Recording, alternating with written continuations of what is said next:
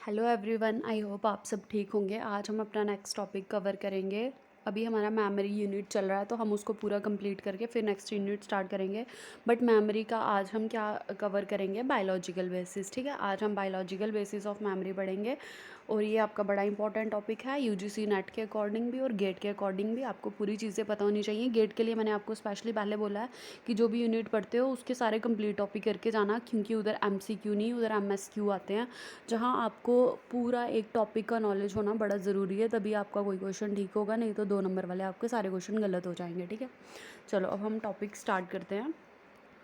और इस टॉपिक की जो भी बाकी जो इसके रिलेटेड हमने मेमोरी के रिलेटेड किया है वो मैं डिस्क्रिप्शन बॉक्स में डाल दूंगी और इसकी पीडीएफ भी आपको वहीं मिलेगी। ठीक है, तो सबसे पहले आ गया कि कौन से आपको सिंपल पता होना चाहिए कि कौन सा ब्रेन का पार्ट कहाँ पे लाई करता है, उसके बाद ही हम इसको स्टार्ट करेंगे। जैसे कि अब जो मेमोरी है उसके लिए कौन सा पार्ट रिस्पॉन्सिबल है। डायग्राम इसलिए लेके आई हूँ ताकि आपको पता लगे और डायग्राम आप खुद भी बना के प्रैक्टिस करो।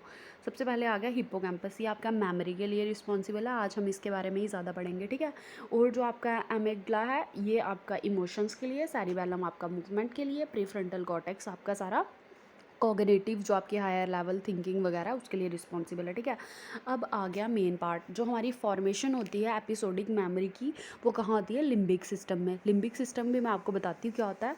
तो लिम्बिक सिस्टम में सबसे पहले एपिसोडिक मेमोरी की फॉर्मेशन के लिए कौन रिस्पॉन्सिबल है, आपका लिम्बिक सिस्टम।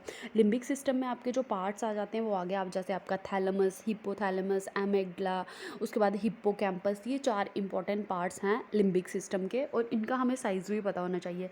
फिर आ गई दूसरी चीज़ हमारी, सबसे पहले 3 ब्रेन के पार्ट हैं जो रिस्पॉन्सिबल हैं किसके लिए, मेमोरी के लिए। एक आपका लिम्बिक सिस्टम आ गया, फिर हिप्पोकैम्पस आ गया और टेम्पोरल लूप आ गया। क्योंकि ये तीनों रिलेटेड हैं इसलिए ये तीनों किसके लिए रिस्पॉन्सिबल है, मेमोरी के लिए। लिम्बिक सिस्टम आ गया, देखो जो हिप्पोकैम्पस है वो लिम्बिक सिस्टम का ही एक पार्ट है, बट जो कंप्लीट लिम्बिक सिस्टम है वो हमारा एपिसोडिक मेमोरी के लिए रिस्पॉन्सिबल है। अगर सिंपल क्वेश्चन पूछे एपिसोडिक मेमोरी के लिए और उधर आपको दिया हो ऑप्शन लिम्बिक सिस्टम, तो आपको लिम्बिक सिस्टम को लगाना है टिक, ना कि हिप्पोकैम्पस को। अब आ गया दूसरा इंपॉर्टेंट पार्ट, वो आ गया हिप्पोकैम्पस। हिप्पोकैम्पस किस लिए रिस्पॉन्सिबल है, हमारी मेमोरी को फॉर्म करने के लिए, ऑर्गेनाइज करने के लिए और इन्फॉर्मेशन को स्टोर करने के लिए। जो भी हम न्यू इन्फॉर्मेशन की हमारी फॉर्मेशन होती है न्यू मेमोरी की, और उस इन्फॉर्मेशन तो नहीं बोल रही हूँ मैं, कब से मेमोरी की बात चल रही है। ठीक है, मेमोरी की फॉर्मेशन के लिए, ऑर्गेनाइजेशन के लिए एंड स्टोरिंग इन्फॉर्मेशन के लिए। जब भी हमारी कोई न्यू मेमोरी फॉर्म होती है उसके न्यू मेमोरी को फॉर्म करता है और कनेक्ट करता है इमोशन और सेंसेस को मेमोरी के साथ। जब भी हम कोई न्यू मेमोरी मतलब बनाते हैं तो उसके साथ हमारे कुछ इमोशन या सेंसेस जुड़े हुए होते हैं ना, तो उस वो कौन करता है वो काम, हिप्पोकैम्पस करता है। अब देखो टेम्पोरल लूप कैसे रिस्पॉन्सिबल है मेमोरी के लिए, क्योंकि जो हिप्पोकैम्पस है वो टेम्पोरल लूप के इनर फोल्ड में लोकेट करता है। ठीक है, टेम्पोरल लूप के अंदर क्या होता है, हिप्पोकैम्पस होता है, इसलिए जो टेम्पोरल लूप है वो भी मेमोरी के लिए रिस्पॉन्सिबल है। अब क्योंकि सारी कहानी हिप्पोकैम्पस के रिलेटेड ही है। फिर आ गया उसके बाद जो टेम्पोरल लूप है, अगर सिंपल आपको पूछे जीके और ऑटोबायोग्राफिकल मेमोरी के लिए कौन रिस्पॉन्सिबल है, उधर आप हिप्पोकैम्पस नहीं करोगे, उधर आप टेम्पोरल लूप करोगे। अब देखो जीके और ऑटोबायोग्राफिकल मेमोरी आपकी क्या हो गई, लॉन्ग टर्म मेमोरी हो गई। उसके बाद आपकी जो वर्बल मेमोरी और विजुअल मेमोरी है इसके लिए भी कौन रिस्पॉन्सिबल है, टेम्पोरल लूप। तो 3 इंपॉर्टेंट पार्ट है, लिम्बिक सिस्टम, हिप्पोकैम्पस और टेम्पोरल लूप। लिम्बिक में आ गई आपकी एपिसोडिक मेमोरी, हिप्पोकैम्पस में आ गई आपकी नई जो भी मेमोरी फॉर्म होती है उसको ऑर्गेनाइज करना, इमोशन और सेंस के साथ रिलेट करना। टेम्पोरल लूप आ गई आपकी जीके और ऑटोबायोग्राफिकल मेमोरीज या वर्बल और विजुअल मेमोरी। ठीक है, अब जो आ गई शॉर्ट टर्म मेमोरी कहाँ पे स्टोर होती है, प्री फ्रंटल कॉर्टेक्स में, यानी कि front part of frontal loop.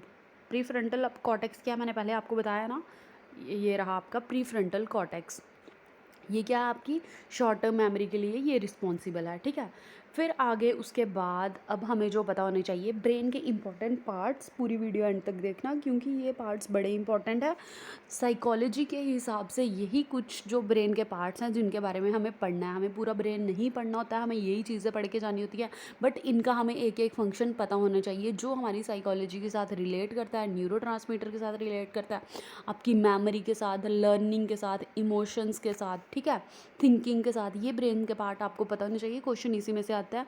अब ये नहीं सोचना बायोलॉजिकल बेसिस में हमें पूरी बायो पढ़ के जानी है। ठीक है, फिर आगे जैसे ब्रेन ऑटोनॉमी, अब मैं बताती हूँ कौन कौन से ब्रेन के पार्ट पढ़ के जाने हैं। आपको थैलेमस पढ़ के जाना है, पाइनल ग्लैंड पढ़ना है, पिट्यूटरी ग्लैंड पढ़ना है, एमिगडला पढ़ना है, cerebellum, hippocampus, hypothalamus, cerebellum, cerebrum and basal ganglion. अब देखो कुछ बच्चों को कन्फ्यूजन हो जाती है सेरिबेलम और सेरिब्रम में, ठीक है। सेरिब्रम आपका प्रीफ्रंटल कॉर्टेक्स में आता है, मतलब इसको कॉर्टेक्स भी बोलते हैं हम। और उसके बाद जो आपका सेरिबेलम है ये आपकी मोटर मूवमेंट के साथ रिलेट करता है। हिप्पोकैम्पस आपका मेमोरी के लिए रिलेट करता है। पाइनल ग्लैंड मेलाटोनिन और सैराडोनिन गलत बोल रही हूँ, इधर से आपके न्यूरोट्रांसमीटर भी बोल सकते हो, या आप क्या बोलते हो इसको, हाँ मेलाटोनिन और सेराटोनिन ही है। मेरी टिप्स पे जैसी हो गई हैं ये चीज़ें। मेलाटोनिन है जो आपका वो सेक्सुअल डेवलपमेंट के लिए रिस्पॉन्सिबल है, और जो सेराटोनिन है ये स्लीप वेक साइकिल के लिए आपका रिस्पॉन्सिबल है।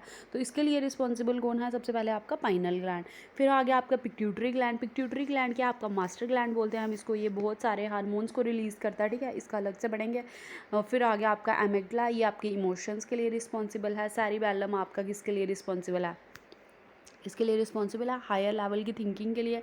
बेसल गैंग्लियन के साथ जो रिलेटेड डिसऑर्डर है जैसे ओसीडी वगैरह, तो ये आपको सब पता होना चाहिए, ठीक है। फिर आ गई नेक्स्ट डायग्राम आपकी लिम्बिक सिस्टम। देखो लिम्बिक सिस्टम किसके लिए रिस्पॉन्सिबल है, आपकी एपिसोडिक मेमोरी के लिए। तो कौन कौन से पार्ट हैं उसके, मेन आपको पता होना चाहिए। मेन ये पार्ट हैं उसके, थैलेमस, हिपोथैलेमस, एमिगडला और हिप्पोकैम्पस, ठीक है। फिर आ गई नेक्स्ट आपकी, ये डायग्राम मैंने इसलिए लाई है ताकि आपको ब्रेन का साइज़ पता लगे, क्योंकि इस बार जो क्वेश्चन पूछा था एनटीए ने वो ब्रेन के साइज़ के रिलेटेड पूछा था, और शायद ये क्वेश्चन आपके नेट में भी आया था कि जो लिम्बिक सिस्टम है उसका सबसे बड़ा पार्ट कौन सा है। मैंने डायग्राम अपने हाथ से बनाई थी तो मुझे उधर पता था, नहीं तो ऐसा लगता है यार अब ये क्या क्वेश्चन पूछ लिया मतलब इन्होंने। तो कौन सा सबसे बड़ा है, हिप्पोकैम्पस है। देखो आपको साइज़ ही दिख रहा है, जो आपका एमिगडला कितना छोटा है। बेसल गैंग्लियन भी बड़ा है बट ये आपका लिम्बिक सिस्टम का पार्ट नहीं है, ठीक है। तो इस तरीके से आपको ये पढ़ के चलने हैं, सारे अपने बेसिक क्लियर करने हैं बायोलॉजिकल बेसिस के रिलेटेड, और बिल्कुल टिप्स पे होनी चाहिए कौन सा पार्ट किसके लिए रिस्पॉन्सिबल है। अब जो 4 लूप्स है बड़े इंपॉर्टेंट है, सबसे पहले आपको ओवरऑल 4 लूप्स पता होने चाहिए, फिर उसके अंदर का पता होना चाहिए। अब जैसे आ गया आपका प्री फ्रंटल, जैसे फ्रंटल लूप आ गया, ये आपके कॉग्निटिव फंक्शनिंग के लिए है। फिर मोटर कॉर्टेक्स आ गया, मोटर मतलब मूवमेंट। सेंस कॉर्टेक्स आ गया सेंसेशन के लिए। पेरेंटल कॉर्टेक्स किसके लिए आ गया, परसेप्शन या फिर सेंसेशन, स्पेलिंग वगैरह के लिए। ऑसिपिटल आ गया विजन के लिए। टेम्परल आ गया देखो मेमोरी के लिए, अंडरस्टैंडिंग के लिए, लैंग्वेज के लिए। आपको ग्रुप बना के पूछ लेते हैं और फिर वो बताते हैं, और मैंने मेमोरी के साथ ये इसलिए करवाया क्योंकि बाकी चीज़ें भी साथ साथ में रिलेट करके चलोगे, जितनी बारी देखोगे उतनी बारी आपके कंसेप्ट क्लियर होंगे। वीडियो अच्छी लगेगी तो लाइक करना, चैनल को सब्सक्राइब करना और वीडियो को शेयर भी करना। नेक्स्ट में अगर जब हम लर्निंग का करेंगे तो हम लर्निंग में लर्निंग की चीज़ें लेके चलेंगे। Thank you.